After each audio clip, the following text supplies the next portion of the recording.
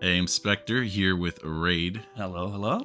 It's just us today. We just watched Hoppers. Yep, we just did. Yeah, I'm pretty sure Null would be shitting on this movie.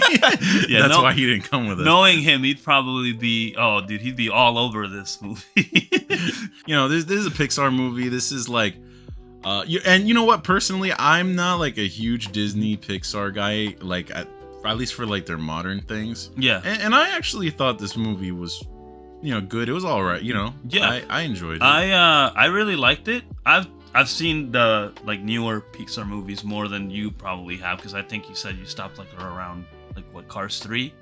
Yeah. No, well, that's when I stopped liking it. Okay, that's when you stopped liking it. Okay. That's when Yeah. But like I've pretty much seen all of them except for Elemental since that movie came out, and I'd say this is probably a pretty good like return to form for Pixar if you haven't seen some of the recent stuff and you only remember like the more nostalgic stuff. It was really good. I really enjoyed it. It's not gonna reach like the heights of like The Incredibles, No, or Toy Story 2. No, absolutely not. It's not. It's nowhere near like the peak of Pixar. But it made me feel like a lot of the same things that those movies did.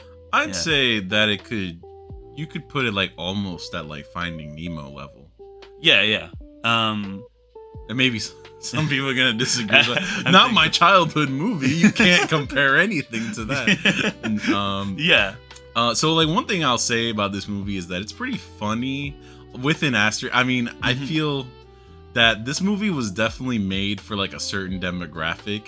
Yeah. Like maybe like the youngest of Gen Z and like the oldest of Gen Alpha. Yeah. I think the humor's kind of geared more towards like what kids now would find funny. Crowd. Yeah.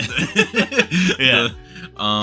Like that being said, there's like that's why I said it's like kind of in that range, because the kid, she's 19 technically. She's 19, she's actually not, she looks like a kid though. She looks like she's 12 or 13. I think it's more of like the animation style makes her look younger than she is. Grubhub ass look. Yeah. But I actually think some of the jokes are kind of adultish. Like there's one specifically that like was making me laugh my ass off. Yeah. But you wouldn't get it though if you're just not. It wouldn't be. If you're too old or too young, you just wouldn't. It's like one of those jokes that like it's included there for like the parents, because they're gonna definitely know what it is. Oh yeah. Well, yeah. If it's like millennial parents, like they'll be laughing. Exactly. Their ass off, yeah. I did think some scenes are a little cringy.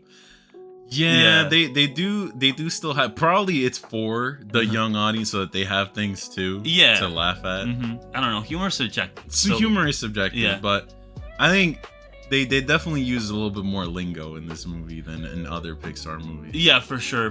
I mean, like they know what crowd they're trying to appeal to. Exactly. So yeah.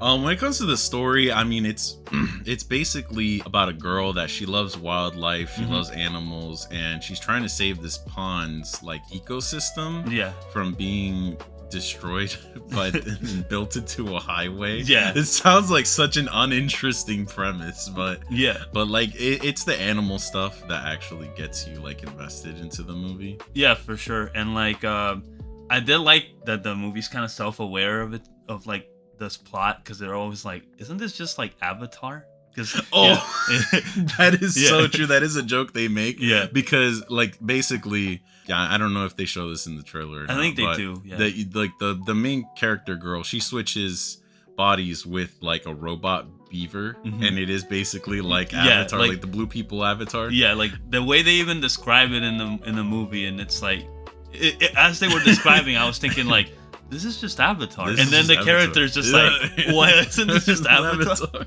Yeah. So that is funny that it is basically that, but for kids. Pretty much, but there's a couple other things that are kind of interesting about this movie. One of them being that they kind of mix the animal world and the human. You know how like Pixar movies typically, like, cars are just like cars, right? Bugs Life, it's like we don't show humans. We don't do that around. Yeah. Even like things like Lion King. I know that's not Pixar, but Lion King, that doesn't show humans. Yeah. Basically most Disney Pixar movies, if they have talking animals, they will not mix that in with the human world. But this movie does, and there's like an explanation for it.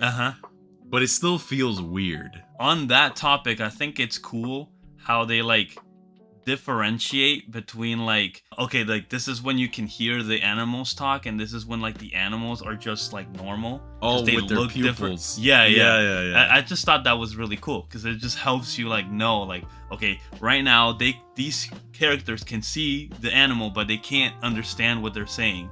And then when you see them in like a more cartoonish version with like big eyes and stuff, that's when you can actually hear them. It was just really cool.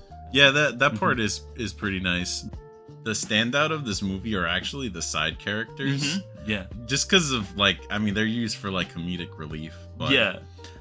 The main character, I mean, like her goal is like noble and everything, and like we do get like a personality out of her. Yeah. But like we don't really get many personality traits outside of that she likes animals. So I wouldn't say she's like steals the show. No, she does the role that she's in the movie for. Yeah. Exactly. And like all the stuff with like her grandma and all that is pretty good, and it's really sad, and when it comes up in the story, it pulls at your heartstrings, so it'd be, but she's not a standout like main character or anything. Like this isn't like a new like, oh, everyone's gonna know who this character is, All right, so let's get into a spoiler section here.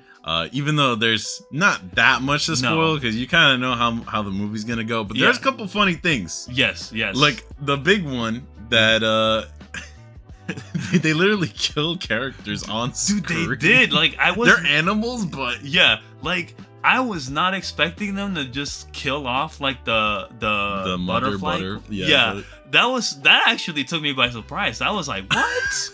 But it was funny too, which is really fucked up, really. It was really funny, and like it gets played off as a joke in the movie, but it was like the whole time was just like, what the hell? They killed someone in a big... And it's not like they haven't done that before in a Pixar movie, but not like this way. I don't know, just weirdly dark for how it happened. Same with the villains was more like comedic. The guy, the son. Yeah. Right, he gets like eaten by the frog at the end. Yeah, no, and that kind of just happens really quickly. I think that one's just more of a joke. Yeah. But like, yeah, the other one was just like, what the fuck?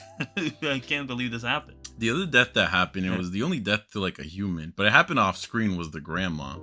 Yeah. Which I saw that coming. Up has conditioned me. It's an old person within like the first 5 minutes of the movie. And it's like, we can make this our special place. Oh, she's dead. Yeah. It was funny because I do remember you like leaned in and just like, she's gonna die, right? And I was like, yeah. And then it's literally the next scene is she's dead. They don't even have like a funeral or anything. Yeah. They just have a picture of her. It's like, bye, grandma. Yeah. And it's like, oh yeah, I guess. Okay, she's dead, I guess. Yeah.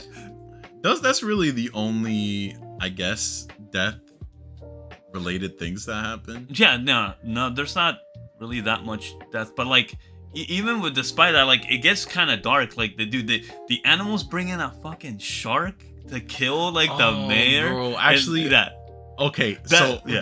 have a big complaint about this movie. Okay, and it's that so they go out of their way.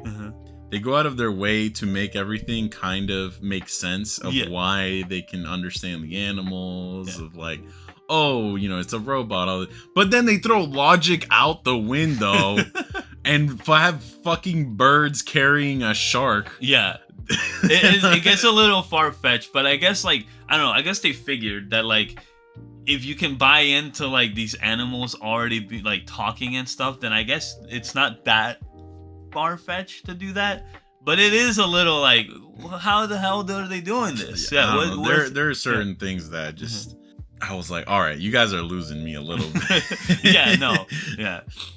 It was just more like, damn, what the hell is going on? Because, like, these animals are, like, summoning in a shark to kill a human. So it's like, yeah. Maybe some of it was supposed to be, like, part of the comedicness of the movie. But, I mean, I think that's the only scene that really bothered me. Yeah, I can't really think of anything else that, like, massively bothered me, other than, like, what we mentioned before, where, like, some of the humor is just a little cringy. Like sometimes like when they were screaming. Like that scene. Oh, it sounds more like this. Yeah, like that scene goes on for so long, and it's like, bro, I got the point. Okay, yes. There was actually like a guy like a couple seats from us going Lita like from SpongeBob. No. And I'm like, oh my god.